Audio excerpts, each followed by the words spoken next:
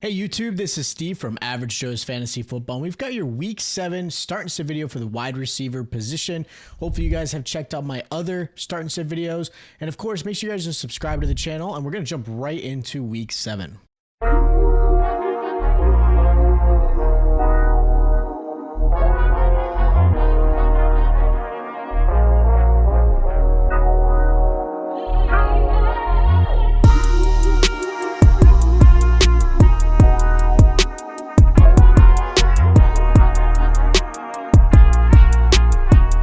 Week 7 of the NFL is already here, and we've got some great slate of games for Sunday. We've got an early game in London.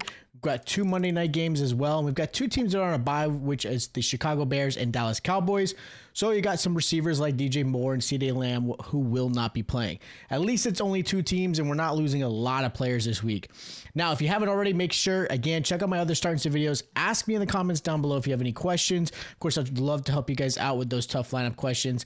And we're going to jump right into this. So the obvious starts, these are the guys. These guys should obviously be in your lineup, whether it be matchups, whether it be they're just matchup proof. These guys should absolutely be, without question, in your lineup.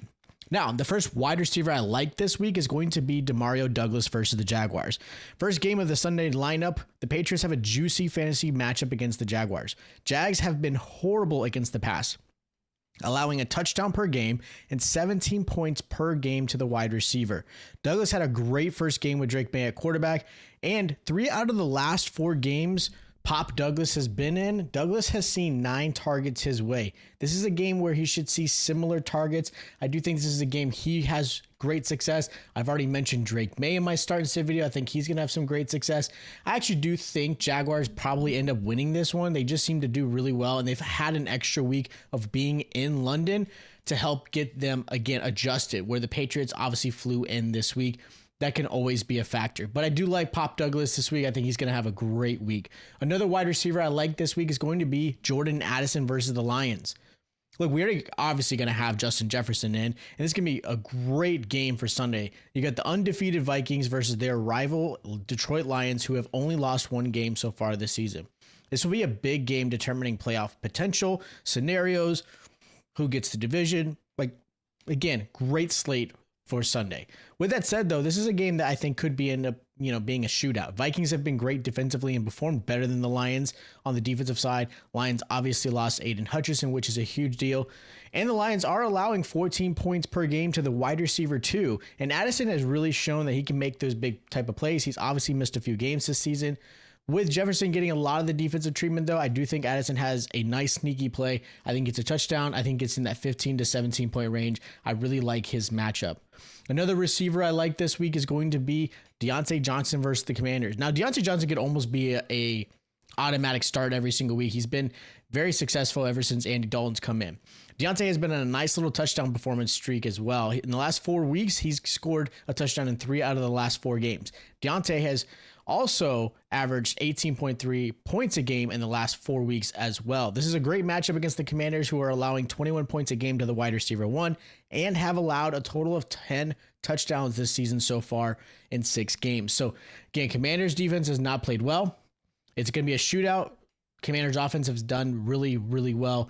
I think Deontay has another great game.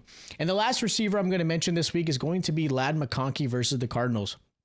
Now, McConkey is more of a deeper league must start, but I do like him in this matchup, and I like his matchup a lot because I think he could be a very solid wide receiver 2/flex this week. The Cardinals are allowing 19 points the last 4 weeks to the wide receiver position, and with Quentin Johnston possibly out, not playing, gives McConkey some more opportunities. With the Cardinals capable of scoring, they're going to put some pressure on the Chargers, who are going to have to pass, I think, a little bit more than expected. McConkey definitely has developed into Herbert's really first target and kind of favorite target so far. And in the last 3 games, McConkey's seeing 7 targets a game. So again, 7 to 9 targets is where you want your wide receiver 1 to be. I think he can kind of get there consistently. I do think, again, his upside is wide receiver 2, but I think he's a solid flex play this week. Now, jumping into the sits, the first wide receiver I'm going to sit is going to be Michael Pittman versus the Dolphins. With Flacco in, Pittman actually has seen about an average of 14.8 points a game, which made him a really solid wide receiver too. With Richardson back, Pittman has only averaged 6.6 points. per game, which means Pittman really should be on waivers at that point if that's what he's going to be averaging.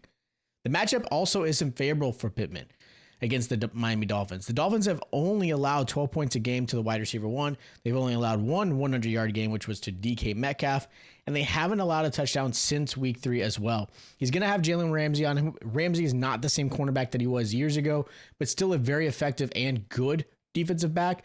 And I think realistically, I hate to say it, but with Anthony Richardson, it isn't Flacco as far as a pure passer. And Pittman has struggled so far this season with Richardson at the helm.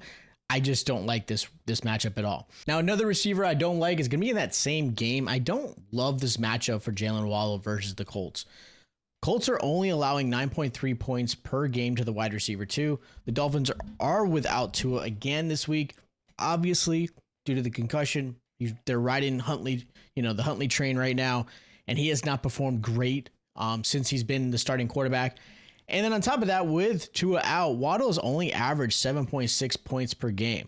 In the first couple games, he actually did fairly well. He scored a couple touchdowns when Tua was in there. But without Tua, he hasn't gotten over 50 yards. He hasn't scored since week 2. And this is a really tough matchup. Now, the Colts aren't an amazing defense, but they do fairly well. And I think this is going to be a matchup where I think Tyreek actually sneakily has a decent game. I think he ends up scoring. I think he has like 80 yards. I think he's going to be the only one that's going to have some type of performance. I'm not crazy about Jalen Waddle. At this point, he's almost like, in redraft, he's almost droppable. But because Tua is coming back, hopefully in a week or so, you're holding on in hopes that this offense really kind of gets back to the way it was. Now, another receiver I don't like this week is going to be George Pickens versus the Jets. The Sauce Gardner effect is real, and Pickens could continue to struggle. Now, having Russell Wilson at the starting helm is definitely something to consider, though. I do think it actually is going to benefit Pickens. So I do think this is a positive for George Pickens going forward. I still just don't like this matchup. Wilson's going to be, his first game. Who knows how this is going to play out?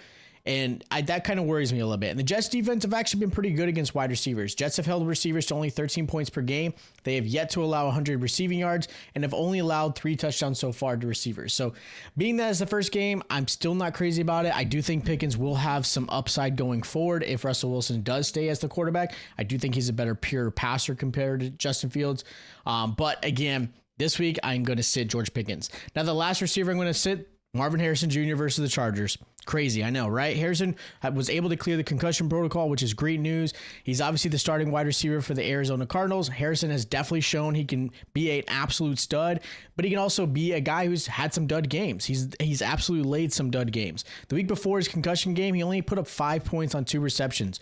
Chargers have actually been pretty decent this year so far defensively. They've only given up 4 receiving touchdowns.